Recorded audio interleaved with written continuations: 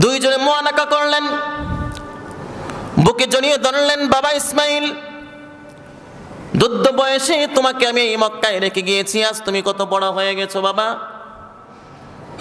আমি তোমাকে দেখার জন্য আসলাম। আল্লাহ পাক রব্বুল আলামিন আমাকে নির্দেশ দিলেন, ইন্নী আরা ফিল মানাম, আমাকে আল্লাহ পাক স্বপ্নের মাধ্যমে দেখাইলেন, আন্নী আযবাহুকা, আমি তোমাকে জবাই করছি।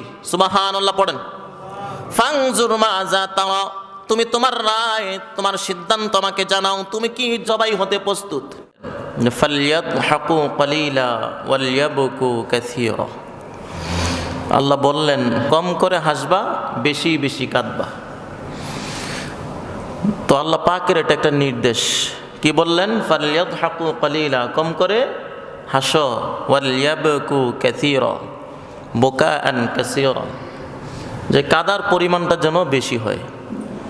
কিন্তু আমরা যদি আমাদের হিসাবটা মিলাই, তাহলে দেখা যায় যে আমাদের কাদার চাইতে হাসির পরিমাণটা এত পরিমাণ হয় যেটা গণেও শেষ করা যাবে না, ঠিক কিনা?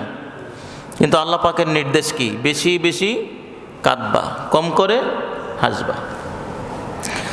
আল্লাহ পাক রব্বুল আলামিন বললেন যে তোমাদেরকে মন ভরে হাসার জন্য 2টা দিবস আমি দিলাম, এই 2টা দিবসে তোমরা অন্তর খুলে হাসবা, আনন্দ করবা।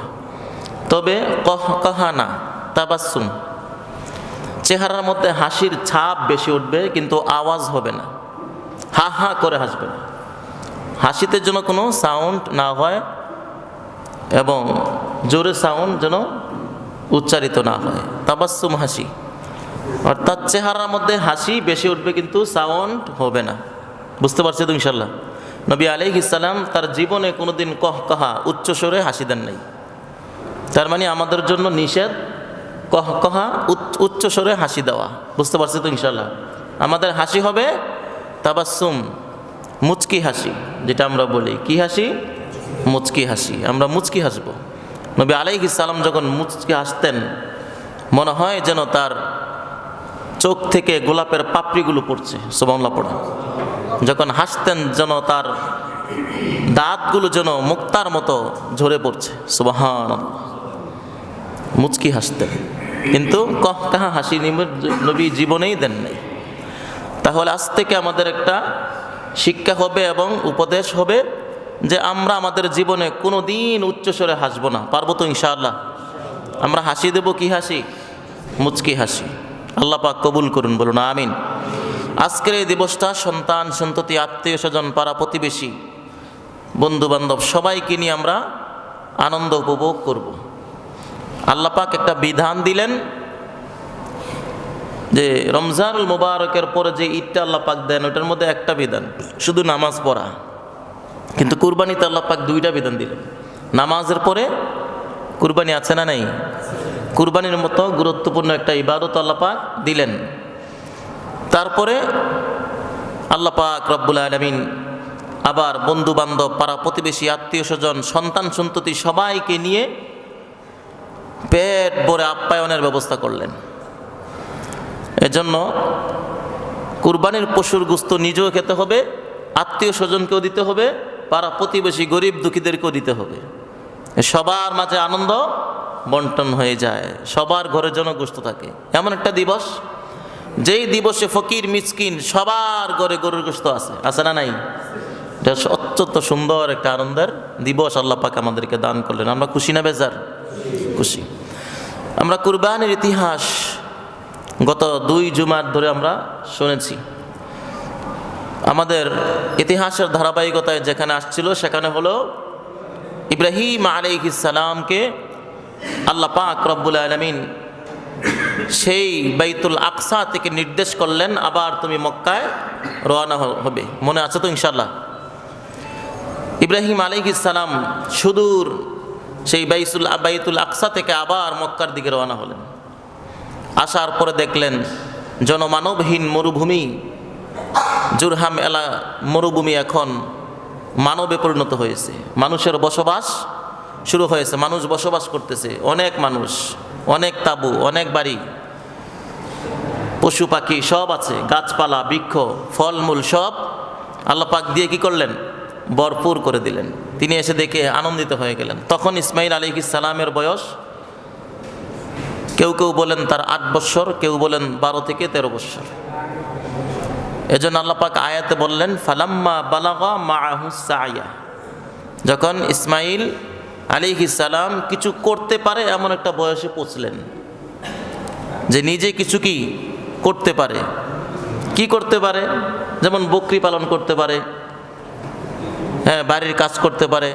8 থেকে 13 বৎসর পর্যন্ত এই এতটুকু বয়সের মাঝে যখন পৌঁছে গেলেন, তখন ইব্রাহিম আলাইহিস সালাম আল্লাহ পাকের নির্দেশে বাইতুল আকসা থেকে মক্কায় চলে আসলেন। বাইতুল আকসা থেকে মক্কায় চলে আসলেন। আসার পরে দেখেন জনমানবহীন মরুভূমি আল্লাহ পাক রব্বুল আলামিন মানুষের মাধ্যমে পরিপূর্ণ করে দিলেন। আর জিজ্ঞেস করতে লাগলেন, এ মক্কার লোকেরা, ইসমাইলের ঘর কোনটা? আমাকে একটু দেখায় দাও। ইসমাইলের ঘর কোনটা? আমাকে একটু দেখাও।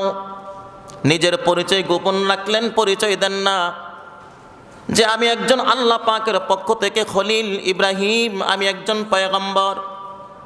পরিচয় দিলেন না, পরিচয় গোপন করলেন আর বললেন ইসমাইলের ঘর কোনটা? আমাকে দেখাও।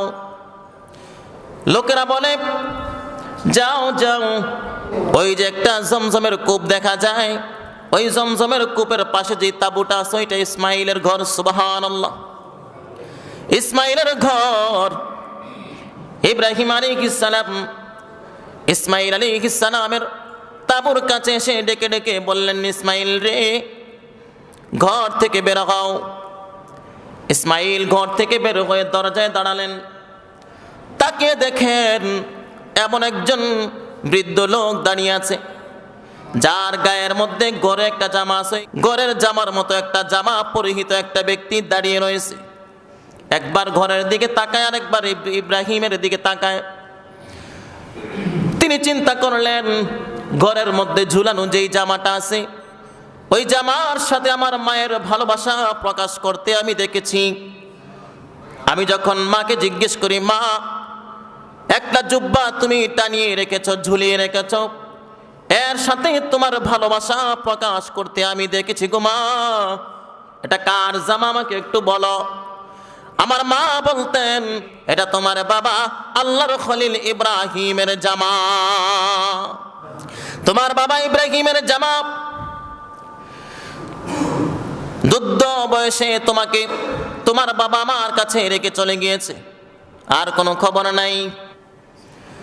আজ যখন ঘরের দরজায় দাঁড়িয়ে বৃদ্ধ লোকটার দিকে তাকালেন, তাকিয়ে দেখে ঘরের মধ্যে যে জামাটা ঝুলানো আছে, ওই বৃদ্ধ ব্যক্তির গায়েও এমন একটা জামা পরিহিত দেখা যায়।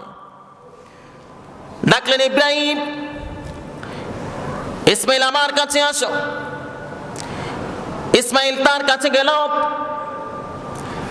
যাওয়ার পরে ইব্রাহিম আলাইহিস সালাম বললেন, তুমি কি ইসমাইল? বলে হ্যাঁ। তোমার মার নাম কি? বলে হাজার। সুবহানাল্লাহ, মার নাম হাজার, আমি ইসমাইল। ইব্রাহিম আলাইহিস সালাম বললেন, আমি তোমার বাবা ইব্রাহিম, আল্লাহর খলিল, আল্লাহর পয়গম্বর। দুইজনে মুআনাকা করলেন, বুকে জড়িয়ে ধরলেন। বাবা ইসমাইল, দুধ বয়সে তোমাকে আমি এই মক্কায় রেখে গিয়েছি, আজ তুমি কত বড় হয়ে গেছো বাবা, আমি তোমাকে দেখার জন্য আসলাম। আল্লাহ পাক রব্বুল আলামিন আমাকে নির্দেশ দিলেন, ইন্নী আরা ফিল মানাম, আমাকে আল্লাহ পাক স্বপ্নের মাধ্যমে দেখাইলেন, আন্নী আযবাহুকা, আমি তোমাকে জবাই করছি। সুবহানাল্লাহ পড়েন। ফানজুর মাযা তারা, তুমি তোমার রায়, তোমার সিদ্ধান্ত আমাকে জানাও, তুমি কি জবাই হতে প্রস্তুত। এটা বাইতুল আকসা থেকে আসার পরে ঘটনা। স্বপ্নের ঘটনাটা হলো এমন, আল্লাহ পাক রব্বুল আলামিন ইব্রাহিম আলাইহিস সালামকে স্বপ্নে দেখালেন, ইব্রাহিম তুমি কুরবানি করো। নবীদের স্বপ্ন হলো ওহীর প্রেরণ, এটা শয়তানের পক্ষ থেকে কোনো স্বপ্ন নয়। নবীরা যেই স্বপ্নগুলো দেখেন, ওই স্বপ্নগুলো আল্লাহ পাক জিবরাইলের মাধ্যমে দেখান। সুবহানাল্লাহ। তিনি প্রথমে হাজার হাজার টাকা সব সদকা করলেন, মাদাল লাইল ফিল মানাম ক্বালা আল্লাহু তাআলা ইযবাহ মা তুহিব্বুন, তোমার কাছে সবচাইতে প্রিয় যে বস্তুটা আছে ওই বস্তুটা তুমি কুরবান করো। সুবহানাল্লাহ পড়েন। ইব্রাহিম আলাইহিস সালাম দ্বিতীয় রজনীতে স্বপ্নে দেখলেন, আল্লাহ বললেন তুমি তোমার প্রিয় বস্তুকে কুরবানি করো। ইব্রাহিম আলাইহিস সালাম 100 উট কুরবানি করলেন। সুবহানাল্লাহ পড়েন। একটা দুইটা নয়, ইব্রাহিম আলাইহিস সালাম ওই সময়ে সবচেয়ে বড় ধনাঢ্য ব্যক্তি ছিলেন। এখানে সুন্দর একটা ঘটনা আছে তার ধনাঢ্য ব্যক্তি হওয়ার পেছনে প্রমাণস্বরূপ। ওইদিকে যাচ্ছি না, সময় অনেক নাই, আমাদের সময় কম।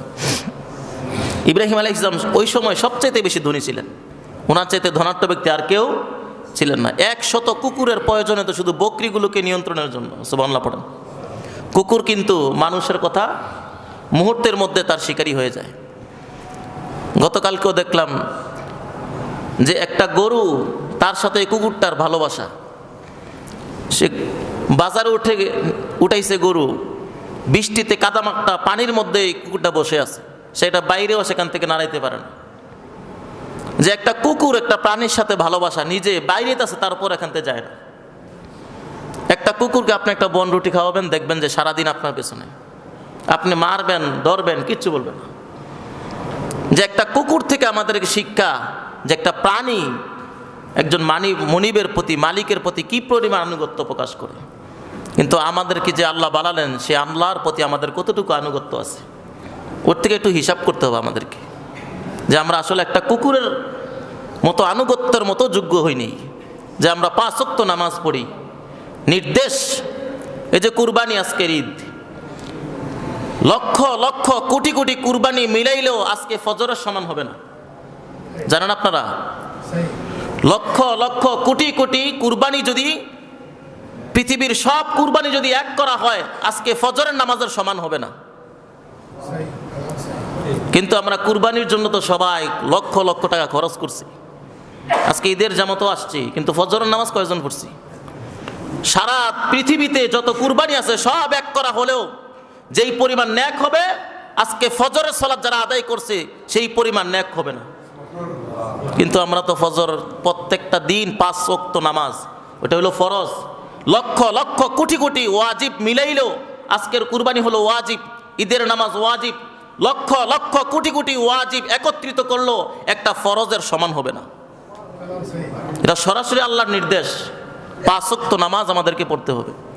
কিন্তু এই 5 ওয়াক্ত নামাজের ক্ষেত্রে আমাদের আনুগত্য আল্লাহর প্রতি কতটুকু আছে আমাদেরকে হিসাব মিলাতে হবে। ছোট্ট একটা কুকুর থেকে, যে একটা কুকুরকে একটা বনরুটি খাওয়াইলাম, কতটুকু আনুগত্য এই মনিবের প্রতি।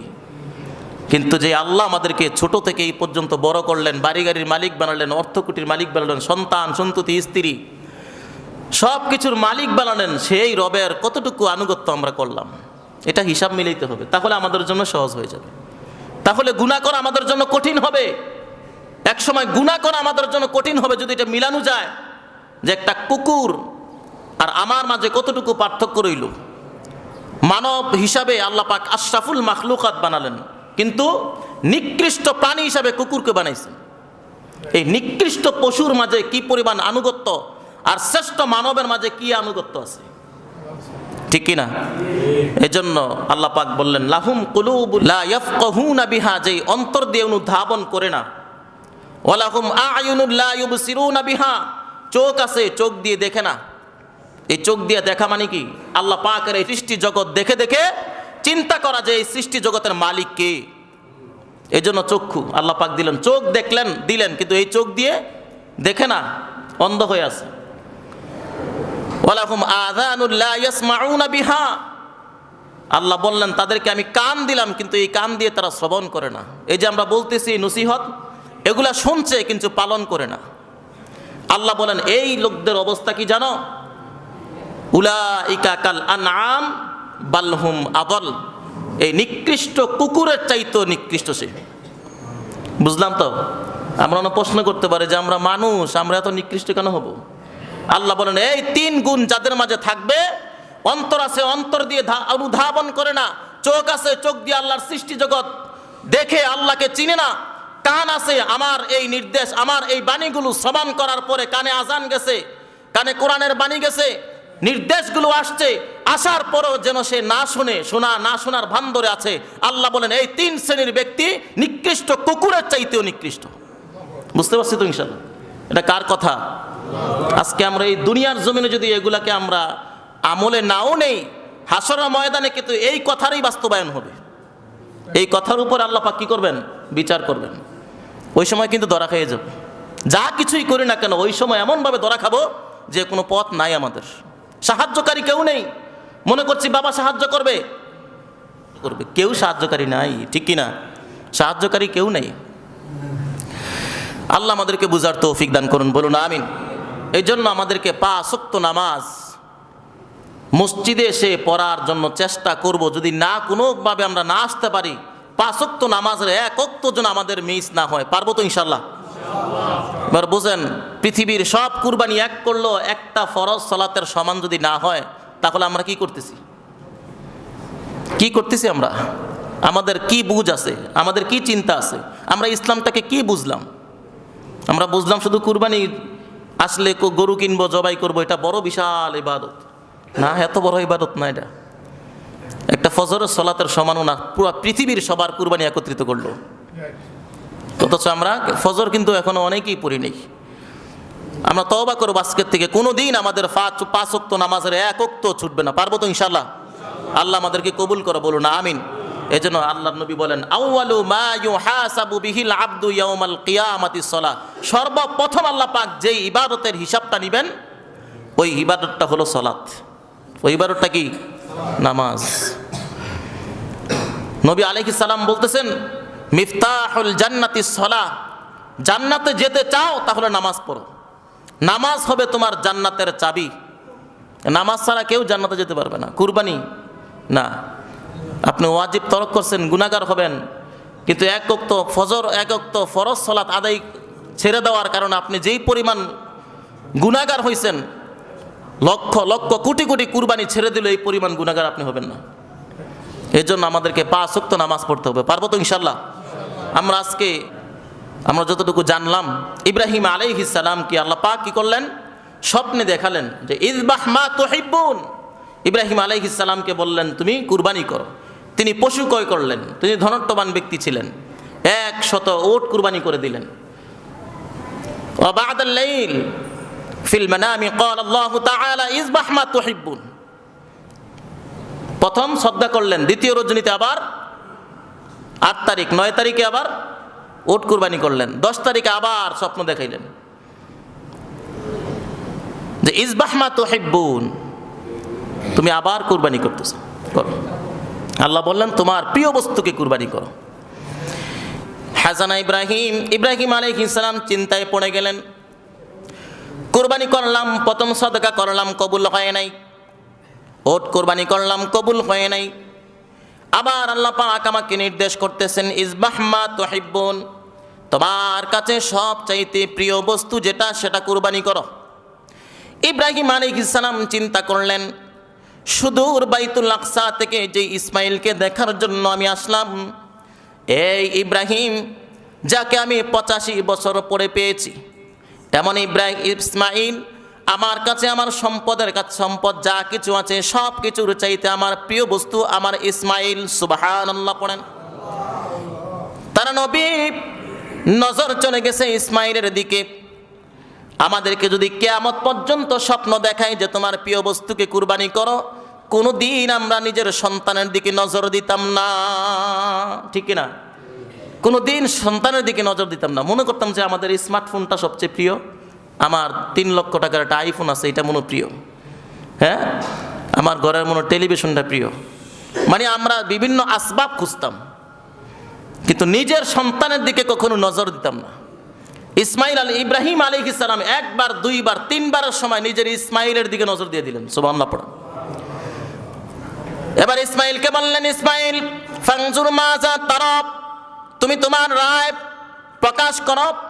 ইসমাইল আলাইহিস সালাম বললেন, ক্বালা ইয়া আবাতি ফাআল মা তুমার, আমার পিতা আল্লাহ পাক রব্বুল আলামিন আপনাকে যেই স্বপ্ন দিয়েছেন, যেই নির্দেশ দিয়েছেন, সেই নির্দেশ আপনি বাস্তবায়ন করেন। সুবহানাল্লাহ। সাতাজিদুনি ইনশাআল্লাহু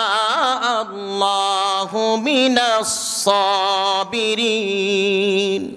বাবা, আমাকে ধৈর্যহীন পাবেন না, আমাকে ধৈর্যশীলদের অন্তর্ভুক্ত পাবেন। আমি আপনার রায়ের বাহিরে নই, আল্লাহর নির্দেশের বাহিরে নই। আল্লাহ পাক যে নির্দেশ করেছেন সেই নির্দেশ আপনি পালন করেন। নির্দেশ পালন করার ক্ষেত্রে আমি ইসমাইল কোনোদিন কোনো সময় নড়াচড়া করব না, পালিয়ে যাব না, আপনার ছুরির নিচ থেকে আমি কখনো সরে যাব না। বাবা, আল্লাহ আপনাকে যে নির্দেশ দিয়েছেন সেই নির্দেশ অতি তাড়াতাড়ি আপনি পালন করেন।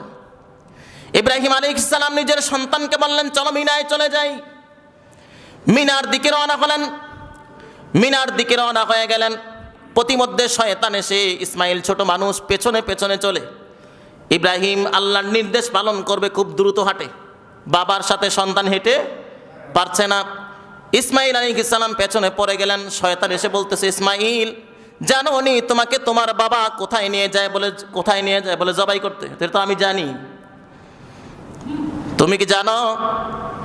বলে হ্যাঁ। বাবা কোনোদিন তার সন্তানকে জবাই করতে পারে না। শয়তান বলে, জবাই করার জন্যই নিচ্ছে, সরে যাও। ইসমাইল সামনে গেলেন, ইসমাইল বলে সরে যাও।